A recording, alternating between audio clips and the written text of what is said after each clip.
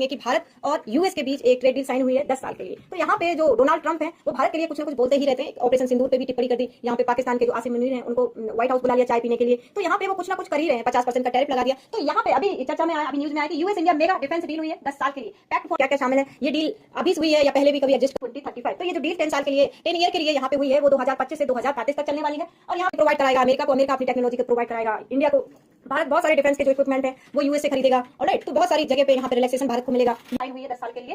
एक हफ्ते में ही 2 न्यूक्लियर जो मिसाइल्स हैं, एक तो अंडर वाटर ड्रोन है और एक न्यूक्लियर मिसाइल है, उसको क्या कर लिया है, टेस्टिंग कर ली। अब यहाँ पे कल ही यहाँ पे डोनाल्ड ट्रंप ने पेंटागन को ऑर्डर दे दिया कि इमीडिएटली ये यहाँ पे न्यूक्लियर टेस्टिंग करेंगे। अब भारत के साथ यहाँ पे 10 ईयर की जो ट्रेड डील हुई है वहाँ पे भारत को भी फायदा होगा, अमेरिका को भी फायदा। अब ये ट्रेड डील से होगा क्या कि यहाँ पे चाइना और यूएस के बीच में कंपटीशन रहता है। तो हो सकता है यहाँ पे यूएस के जो प्रेसिडेंट डोनाल्ड ट्रंप है, जब एससीओ में मीटिंग हुई थी भारत की, जहाँ पे सी जिनपिंग भी थे और यहाँ पे पुतिन भी थे, इंडिया के जो पीएम मोदी, तीनों लोग एक साथ एक रेड कार्पेट पे देखे गए। ठीक है, तो डोनाल्ड ट्रंप ने भी देखा होगा। तो यहाँ पे जो डील है साइन हुई है तो दोनों कंट्रीज के लिए कहीं ना कहीं सही है।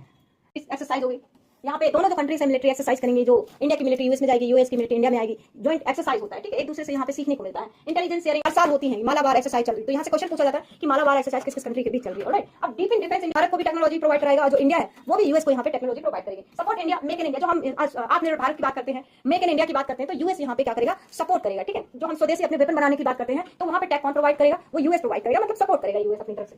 लाइसेंस लेने के लिए कोई ट्रेड होता है, कोई अगर हम चीज खरीद रहे हैं तो उसमें एक लाइसेंस होता है वेपन पे, तो उसको भी इजी करेगा, सस्ता करेगा। जो अंडर वाटर ड्रोन यहाँ पे ये न्यूक्लियर वॉरेट ले जाने में सक्षम है, तो यहाँ उसका जो टेस्ट है वो कंफर्म किया है कि उन्होंने टेस्ट कर लिया है।